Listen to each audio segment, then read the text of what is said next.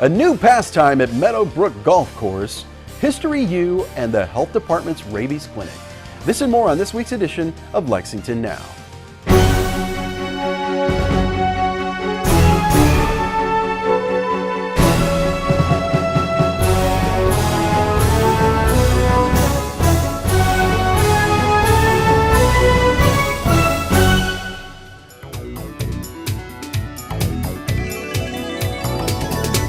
I'm Neil Noah, and this is Lexington Now for the week of April 22nd, 2019. Meadowbrook Golf Course just inaugurated a new pastime. It's called foot golf. Good morning. Welcome to Meadowbrook Golf Course and today's inaugural kickoff of our foot golf here at Meadowbrook. This par 3 golf course is loved by many. We heard during our Parks Master Plan how important Meadowbrook was to our golfers, and we're looking forward to making it an opportunity for non-golfers to get out on the course and enjoy this beautiful setting. Now, what is foot golf? I had that same question myself. I'm going to turn it over to Curtis Mitchell. He's our golf services manager. He's going to tell us a little bit about the sport. Thank you, Monica.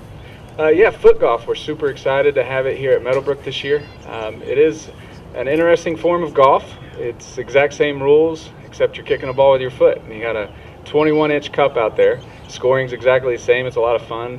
We can bring some non-golfers to Meadowbrook as well as some golfers that are interested. And as you can see behind me, it is for both the non-athletes and the athletes. Come out here and kick some and have some fun. Thank you, Curtis. You can see some folks kicking some balls here behind me. Good shot, Reed. Nice job. Next we have Councilmember Lamb. This is Meadowbrook is in Councilmember Lamb's district, but more importantly, Councilmember Lamb is a supporter of all of our parks events and facilities and programs. She always makes time for Parks and Recreation events and fully supports what we're doing. So we're so happy that she's here today. I'm going to turn it over to her. Thanks, Monica. Thanks everybody for being here too, because this is one of the best things that we have in Lexington is our parks, and I really appreciate the efforts of trying to find new games and new activities for our constituents. And the good thing about this activity is it's for all ages, and those that have skills and those that haven't, and like myself. And so I really appreciate the work that our Parks and Recreation team does, and I'm looking forward to coming over here and actually trying this out with my son and my granddaughters. So we will see how this goes. And I want to thank everybody here, and thanks Parks, Monica, Curtis, and everybody else. So thank you, Monica. Thanks, Councilmember. Before we do the inaugural kick, these projects and new opportunities and amenities for our parks don't happen without the work of a lot of folks in Parks and Recreation. I'd like to give a hats off to Ed Sims and John Overton, who work here specifically at Meadowbrook, our Parks and Rec maintenance teams who make this park look beautiful, as well as our azaleas here in front of us today, our marketing folks and our golf folks, Curtis Mitchell, who you heard from earlier, Michael Johnson. They really know how to bring an event like this to Parks and Recreation. So now we'll have our inaugural kick with Councilmember Lamb.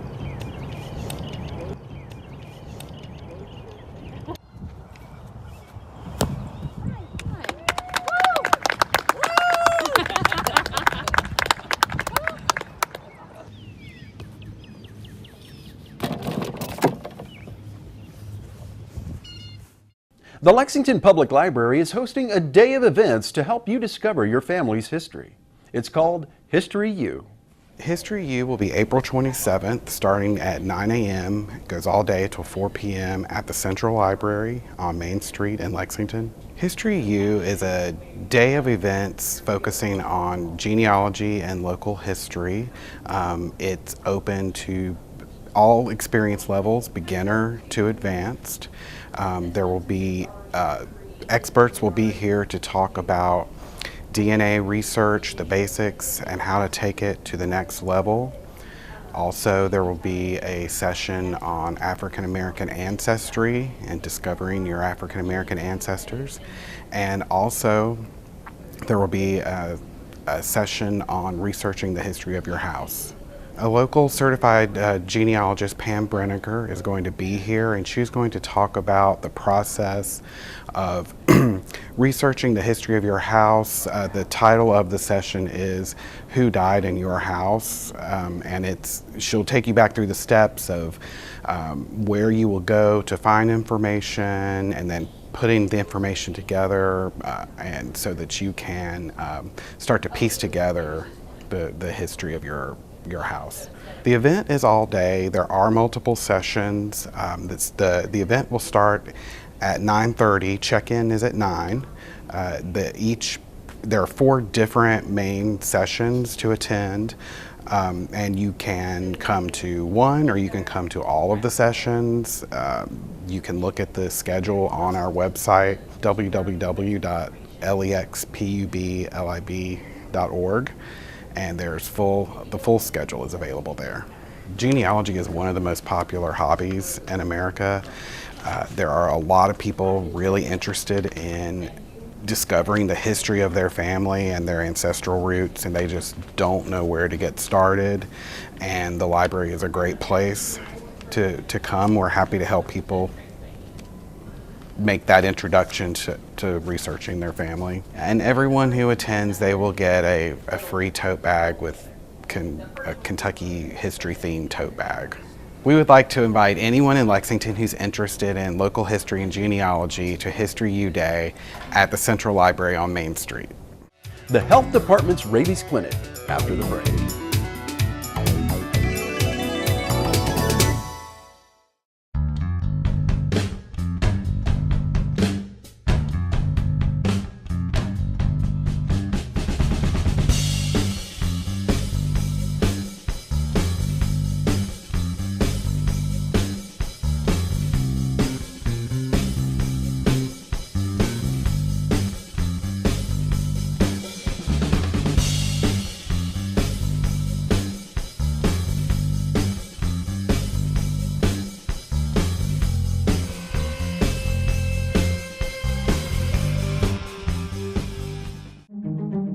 The Senior Services Commission will be hosting a series of public education and input meetings about home expansion units.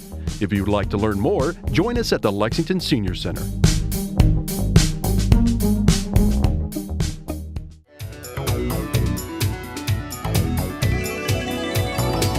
Welcome back to Lexington Now. The Health Department is holding a rabies clinic to educate and prevent rabies. Here's more. We have our annual rabies vaccine clinic sponsored by the Lexington-Fayette County Health Department, LFACC, LHS, MedVet, and Gainesway Small Animal Clinic. It's a $3 rabies vaccine as opposed to a $20 vaccine that you can get at your veterinary clinic. So it's beneficial for those who have multiple animals but can't afford the care for them. And it is required in the state of Kentucky to get a rabies vaccine for cats, dogs, and ferrets over 12 weeks of age. And also, when we're having the vaccine clinic, we're actually going to have the Lexington Humane Society and LFACC give out licenses when you're there. And I think they're talking about microchipping too, which would be very beneficial for animals. Whenever the Humane Society is going to provide licenses, they're going to be $8 for spayed or neutered animals and then $40 for unaltered animals. Rabies is a viral disease that's transmitted through saliva and the animal bite normally. Very rarely is it transmitted through scratches. But it's so important that we get our animals vaccinated because it protects you and it protects your animal. We get a lot of positive rabies bats on occasion during the summertime. So if like a bat got into your home, what if your animal wasn't vaccinated? Well, then it would have to go through a whole process. You have to quarantine your animal for 6 months. So it's really important for you to protect yourself and your pet because they are your family. So the rabies clinic is at Douglas Park on May 9th, which is a Thursday, and it's from 6 to 9 p.m. So don't rush. You don't have to line up at 5:30. You don't have to line up at 5. Just come in, and we see. I think we saw 570 people last year, 570 vaccines last year. So we want to break that record and get to 600. So please come out, get your rabies vaccine for all your animals, cats, dogs, and ferrets. We do require animals to be on leashes, cats in cages, and if you bring your ferret, please have them in a cage as well. The location is at Douglas Park from 6 to 9 p.m. on May the 9th. Again, it's important for you to get your animals vaccinated. It's Kentucky law. It's protecting yourself and it's protecting your animals. Spring is here and the sound of humming lawnmowers fills the air. We've got some tips for you to get the best results from your lawn this spring.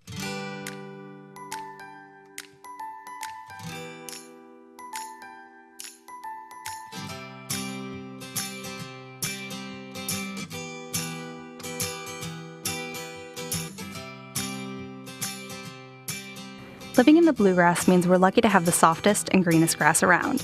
But sometimes when people take pride in their lawn, they overdo it, using pesticides and herbicides to make their lawn look perfect.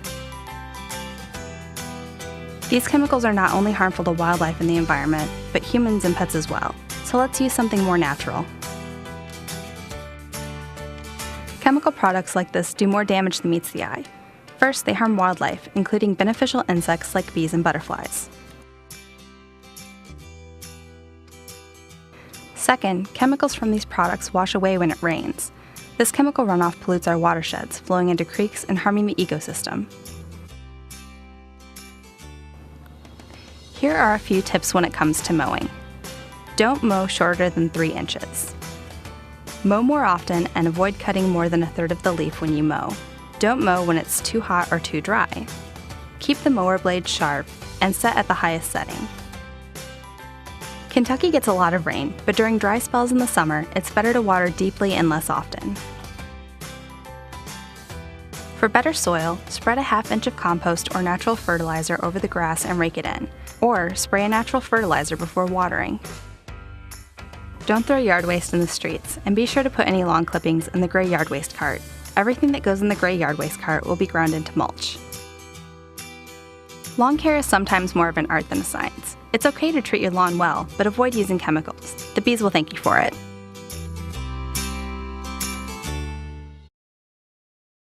As with any urban area, litter has become a significant issue in Lexington. But there are steps you can take to help reduce the problem. Litter happens in every city, everywhere. And the most common form of litter, cigarette butts. The City of Lexington works to educate people and decrease the amount of litter. Keep Lexington Beautiful helps groups coordinate and host their own litter cleanups. And every summer, we hop in a canoe and clean up the Kentucky River. Cleaning up and preventing litter takes direct action. Dispose of your trash in the right way.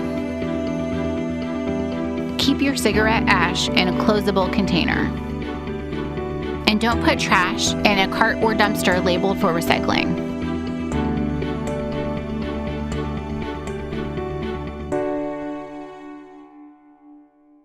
Chris Edwards joins us with a preview of our live meeting coverage for this week. Cue the control room for this week's meeting schedule. It's the week of April 22nd, and we have several meetings to tell you about which you can see live here on Lex TV and Webstream. First, on Tuesday, April 23rd, we'll have the Council's Planning and Public Works Committee meeting at 1 p.m. During this meeting, we will see a presentation on artistic wraps for traffic light control boxes. Now, traffic light control boxes are these large silver boxes you see on one of the 4 street corners anywhere there's a traffic light present. These boxes are usually around 4 feet tall and a couple of feet wide.